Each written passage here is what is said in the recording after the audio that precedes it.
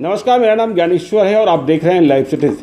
देखिए, कोरोना की दूसरी जो लहर है वो तो बहुत मारक है ही, आपको पता है। और आपको जब हम ये खबर बता रहे हैं, आज तारीख है 25 अप्रैल 2021, शाम को 7 बजे हैं। पटना में बैठे हैं हम लोग और जैसे जैसे दिन ढलता जा रहा है, या यूँ कहें कि दिन भर से इस खबर को लेकर मगजमारी है। कभी कहीं से खबर आ रही है, कभी कहीं से खबर आ रही है कि बस इतने ही देर का ऑक्सीजन बचा है। हाल चाहे सरकारी अस्पताल का हो या प्राइवेट अस्पताल का हो। सरकारी अस्पताल को देने के लिए तो ज़्यादा दबाव है, लेकिन प्राइवेट अस्पतालों की स्थिति तो और भी ख़राब हो रही है। देखिए, पटना में 3 ऑक्सीजन प्लांट हैं, तीनों प्राइवेट सेक्टर में हैं। पहले तो ये इंडस्ट्रियल यूनिट्स थे, उनके लिए ही बनाते थे, लेकिन जब कोरोना का काल आया और दूसरी लहर आई तो इन्होंने अपने सारे प्रोडक्शन जो हैं वो हॉस्पिटल्स को दे रहे हैं, मतलब मेडिकल सर्विसेज को दे रहे हैं, हेल्थ सर्विसेज को दे रहे हैं। लेकिन फिर भी किल्लत हो रही है और सवाल तो पैदा होता है, किल्लत सिर्फ पटना में नहीं है। देखिए, जो 3 सबसे बड़े कंज्यूमर हैं ऑक्सीजन के, वो हैं PMCH, NMCH और IGIMS। PMCH, NMCH और IGIMS ये तीनों सरकारी अस्पताल मिलाकर ही रोज़ाना 2500 ऑक्सीजन सिलेंडर ले रहे हैं।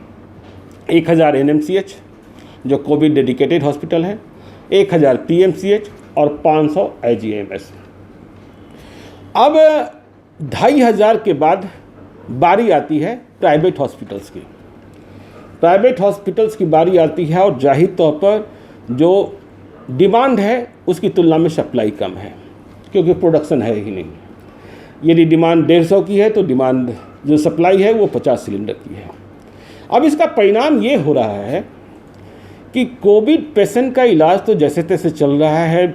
जैसे ये खबर पहुंचती है कि अब इतने ही देर का ऑक्सीजन बचा है, कोहराम मच जाता है। लेकिन आप उस सूरत को भी गौर कीजिए कि कोविड के अलावा भी मरीज़ हैं। हार्ट पेशेंट हैं, हार्ट अटैक भी आता है, किडनी के पेशेंट हैं, गायनी के पेशेंट हैं, लेबर रूम में लोग पहुंच रहे हैं, उन्हें भी ऑक्सीजन की ज़रूरत होती है, तो उन्हें ऑक्सीजन नहीं मिल रहा है। तो वहाँ भी मौत मंडरा रहा है और उधर जो लोग मर रहे हैं उसका आकलन तो हम करते ही नहीं करते हैं। बहरहाल सोचने का विषय ये है, चुनौतीपूर्ण स्थिति ये है, सरकार चाहे जो कहे।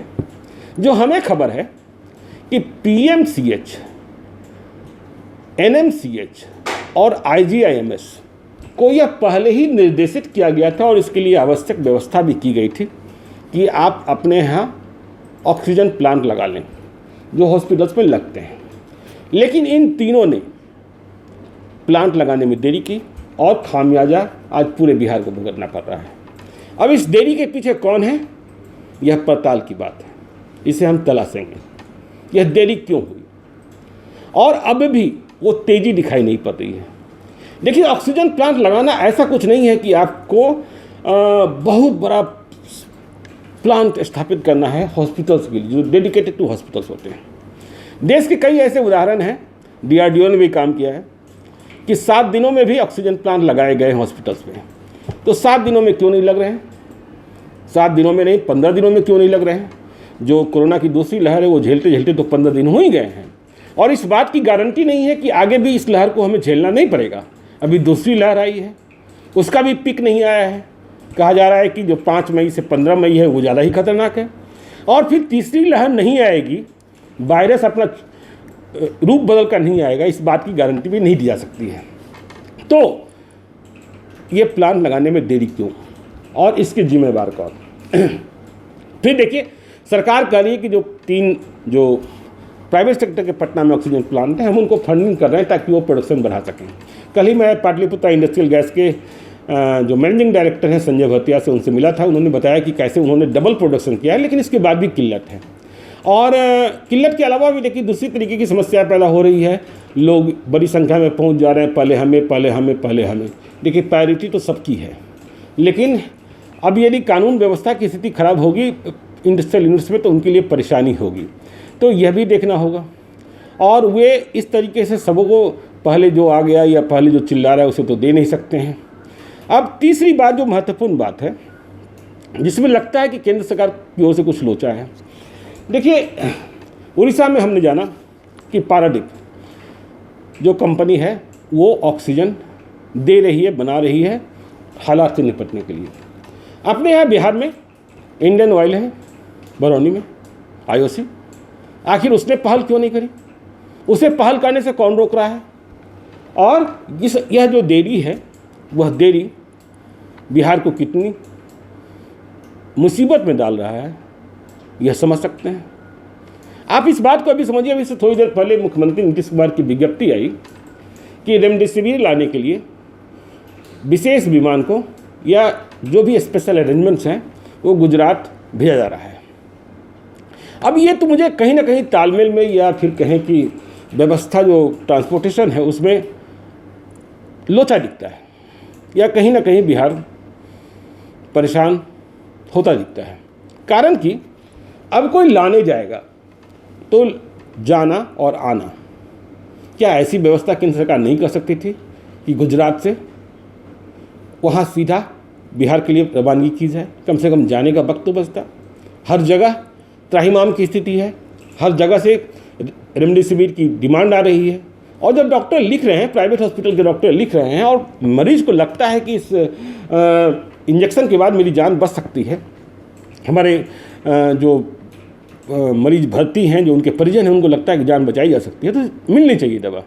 अब इसका हालत क्या है ये आपको पता है। तो एक बात और समझने की मुझे समझ में नहीं आता है, ये लीकेज है या क्या है, कि सरकारी हॉस्पिटल में आपको पता है कि गरीब जो लोग होते हैं वो ज़्यादा भर्ती होते हैं।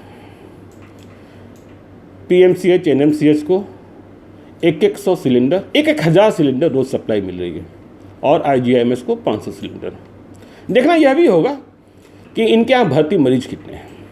अभी जब आपको हम ये वीडियो बता रहे हैं, इसके तुरंत पहले ही आलोक ने वीडियो किया है जिसमें NMCH के सुपरिटेंडेंट ने फिर से लिखा है कि हमें सप्लाई और अधिक चाहिए।